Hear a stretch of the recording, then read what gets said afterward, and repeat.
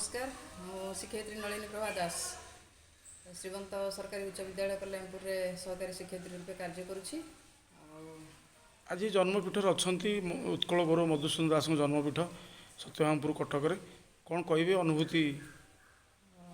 बहुत इच्छा थिला छोट बेले तो आम पढ़ी जिते आम जन्मपीठ आसी पहुँचलु पहुँचु पहुँचु मन पड़गला से छोट बेलर जो छवि बही थी कथाटी पाठ पढ़ी पढ़ी कालिया घोड़ार चढ़ी मधुबाबू संगे लड़ी तो जहा हो से गौरव मधुसूदन दास जी कि आम ओडार बरपुत्र तांकर जन्मपीठ में पहुँची संपर्कित किसी तथ्य पाइबाकू इच्छा प्रकाश है।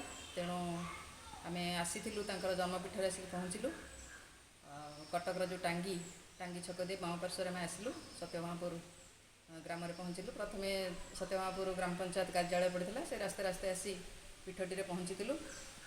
पीठर जो एंट्रांस गेट मुख्य फाटक तार बाम पार्श्वर मधुबाबू संपर्कित अल्प किछि नेम एवं बार्थ प्लेस ये संपर्कित सूचना रही।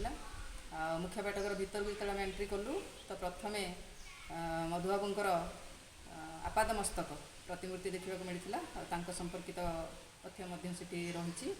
विशेषकर तांकर जो लेखनी निश्रुत जो रही माने अमरवाणी से गुड़िक विभिन्न स्थान में आम देखा पाइलु।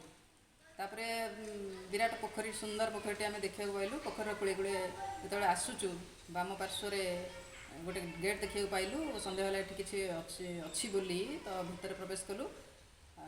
भीतर को जाई देखलु तो गोटे विराट हॉल टे अच्छी हॉल एक मंडप मंडप उपर आपणकर रही जातीय पिता महात्मा गांधी प्रतिमूर्ति तत्सहित उत्कल गौरव मधुसूदन दास आबक्ष प्रतिमूर्ति आप देखिपे दक्षिण पार्श्व देखिपे से आमर महात्मा गांधी जी रही आंठेकी हाथ में श्रीमद् भगवद गीता धारण कर बाम पार्श्वर आप देखिपे आबक्ष मूर्ति जोटा कि आमर ओडिशार मुख्यमंत्री श्रीजुक्त नीलमणि राउतराय द्वारा उन्मोचित होता 28/4/1978 मसीह।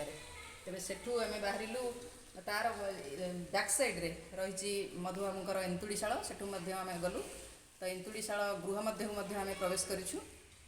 आठी विभिन्न कथा आम देखा पाइलु। विभिन्न समय तांकर जो फोटोचित्र सब रही उत्कल सम्मेलन कथा कहतु बा जेकोसी समाज कथा कहतु बा तांकर लेखनी निश्रुत निज हस्ताक्षर थिबा जो लेखा से फोटो आकार सब रही विभिन्न प्रकार कथा ता भितर अच्छी। आ तार बाम पार्श्वर रही एक ढिंकीशाल विशेष आकर्षणीय कथा से ढिंकीशाल सेठी देखिलु से समय ढिंकी जहाँकि आज साहित्य अवस्था रही। जहा हो धन्यवाद एठाकार जो भली प्रकार जे रक्षणाबेक्षण दायित्व अच्छी आमर से बरपुत्र ये प्रकार स्मृति को से साहित्य रखिंट आम आग को बढ़ू देखा कौन अच्छे आगे। नमस्कार मु दिनेश कुमार मल्लिक मो घर छंदामु मु नवघन महंत मायादर सरकारी उपरा विद्यालय कला शिक्षक भाव कार्य करे और संगीत निर्देशक भाव में सारा ओडिशार परिचित। पिलादिने आम पढ़ी मधुबाबू कथा भारी इच्छा थिला केबे मधुबाबू पीठ को आम जातु। आज तार सौभाग्य होती आज आम आसला बेले टांगीर बाट दे आम विरूपा नदी बाट दे आम सत्यवामपुर आसी पहुँचीचु। सत्यवामपुर आम पर्यटन द्वारा मान्यता पाई गोटे बोर्ड मधुसूदन दास पाइलु उत्कल गौरव मधुसूदन दास भीतर प्रवेश कलु पोखरी एवं परिवेश अति सुंदर ता भितर एवं मधुबाबूंकर जन्मपीठ एंतुड़ीशाल ढिंकी एवं मधुबाबूंकर किसी छात्र जीवन कथा एवं विभिन्न अलौकिक कथा से एंतुड़ीशाल भितर फोटो चित्र माध्यम अच्छी। भारी खुशी लगे जे आम आज से जन्मपीठ में अनेक तथ्य पाइलु अनेक कथा जाना पाइलु। मो सहित थिले शिवंत हाईस्कूल सहकारी शिक्षयित्री तथा वरिष्ठ गीतिकार एवं लेखक साहित्यिक भाव में नलिनी प्रभा दास जी निश्चित भाव में महापुरुषंकर कथा को जीवन को आउ टे दोरे चाहते पुनरावृत्ति करने चाहते। आज सौभाग्य आम दुई जन आसी ये पीठ में पहुँची आम निश्चित भाव में अनेक कथा जानिलु एवं अत्यंत खुशी अत्यंत आनंद। धन्यवाद।